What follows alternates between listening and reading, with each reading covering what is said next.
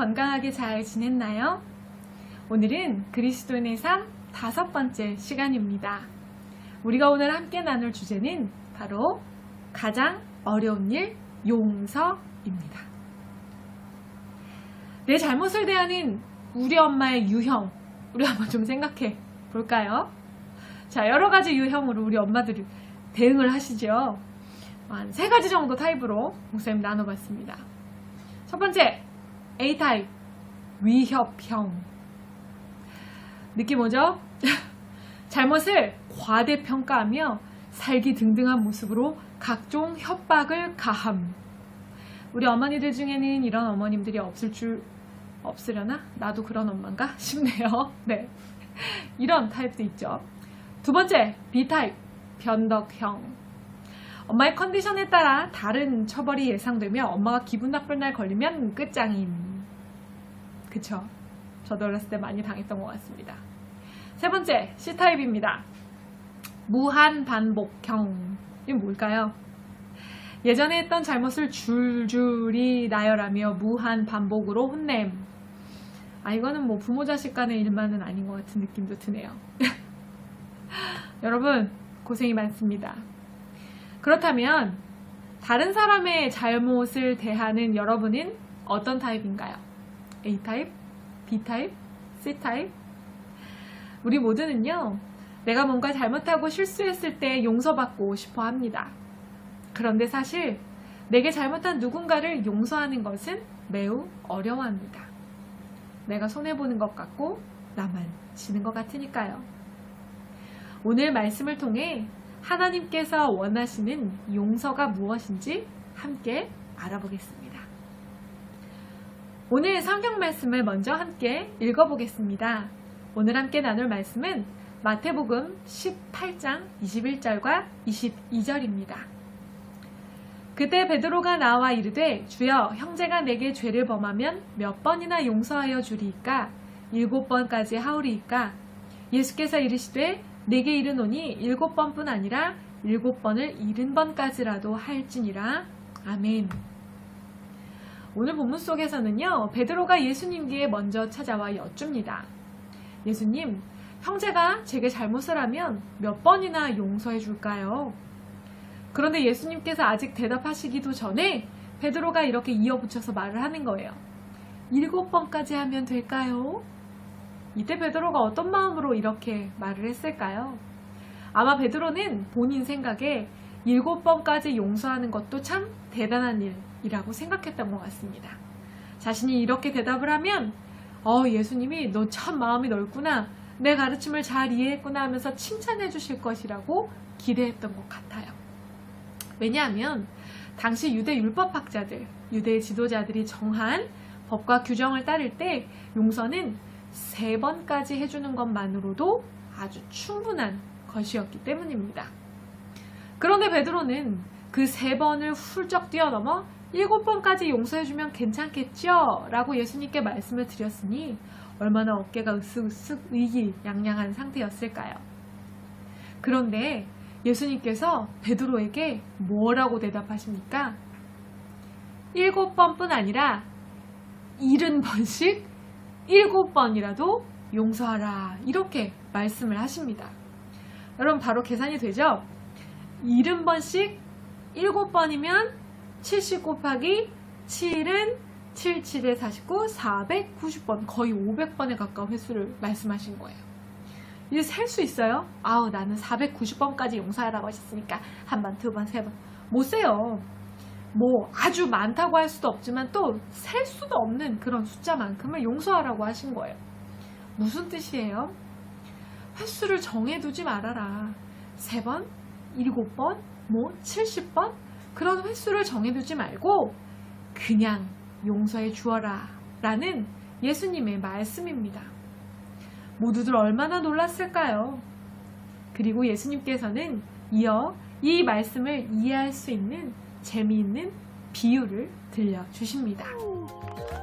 One day, Jesus was talking with his disciples and teaching them when Peter asked, Peter? How often should I forgive someone who sins against me? 7 times? Jesus said, No, not 7 times, but 70 times 7. Then Jesus told a parable. He said, "The kingdom of heaven can be compared to a king who decided to get his money back that he had let his servants borrow. While the king was doing this, one of the servants who owed him $1 million was brought in. $1 million, please. The servant couldn't pay, so the king ordered that he be sold, along with his family and everything he owned, to pay the debt. Wait, please. But the servant begged the king, 'Please be patient with me, and I will pay it all.' Then his king was filled with pity for him, and he let him go and forgave his debt.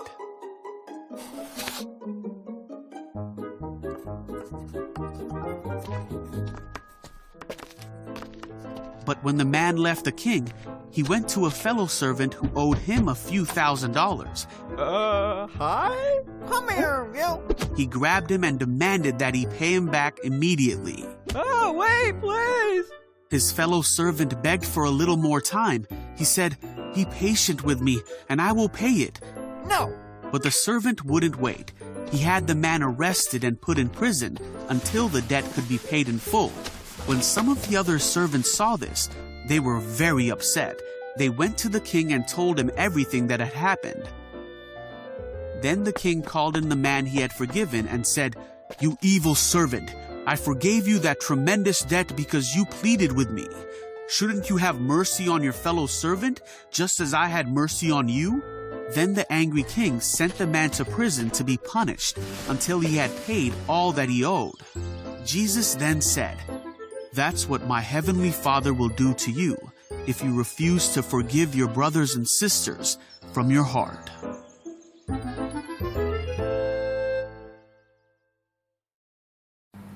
예수님의 비유는 무엇을 말씀해 주시는 건가요? 용서받은 종의 엄청난 빚, 즉 1만 달란트는요, 하나님으로부터 용서받은 우리의 죄값을 의미합니다. 우리는 우리의 죄를 스스로 해결할 수 있는 방법이 없습니다.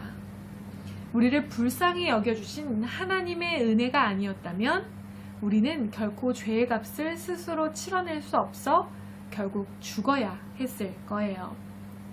우리를 용서해 주신 것은 하나님의 은혜입니다. 그렇게 큰 은혜를 받았으면서도 우리는 정작 그 은혜를 잊어버리고 다른 사람들의 잘못에 대해서는 용서하고 용납하지 못할 때가 너무나 많아요.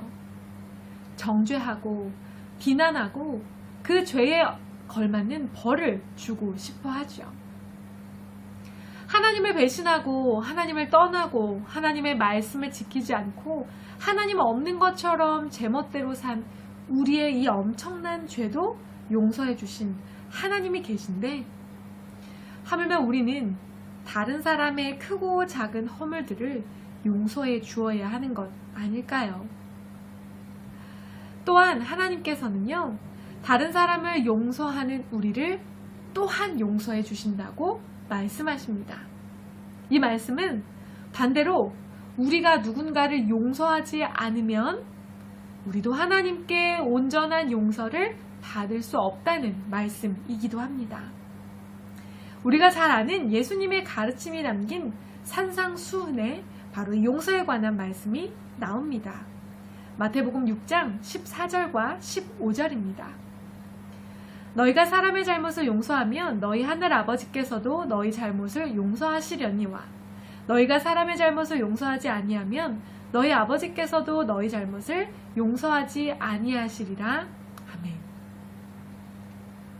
하나님께서 우리에게 용서를 원하십니다. 왜냐하면 용서에는 사람을 살리는 능력이 있기 때문입니다. 바로 하나님께서 우리를 용서하셨을 때 우리가 구원받고 영생을 얻게 된 것처럼 말이에요. 여러분, 레미제라블 이야기를 아시나요? 빵 한 조각을 훔치려다 무려 19년간이나 감옥에서 노역을 하고 가석방으로 풀려난 남자 장발장은 세상에 대한 분노와 증오로 가득했습니다. 그래서 오갈 데 없는 그에게 잠자리와 먹을 것을 베풀어준 주교에게 감사하기는커녕 그의 은으로 만든 식기를 훔쳐 달아나게 됩니다. 그런데 얼마 못 가 또다시 경찰에게 잡힌 장발장은 이 은식기가 선물 받은 것이라고 거짓말을 하게 되죠.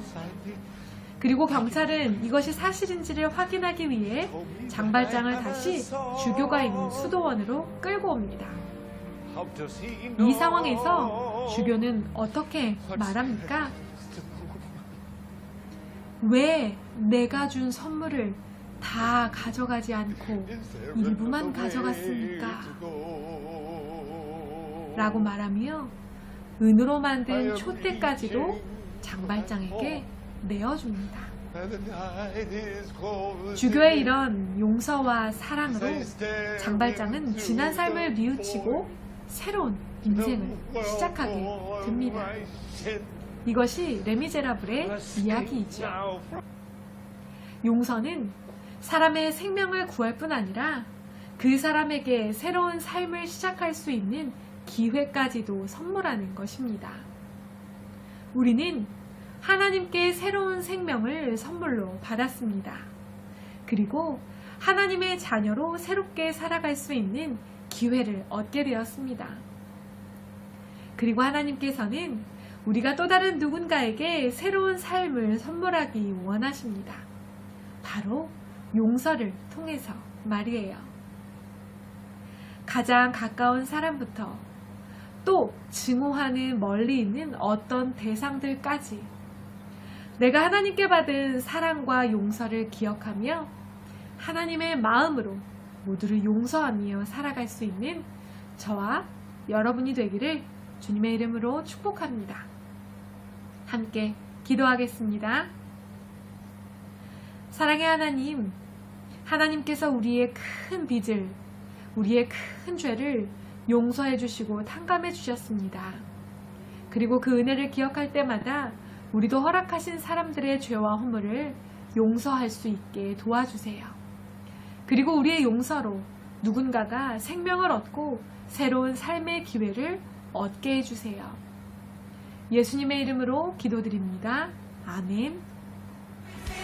You will see it in our prayer.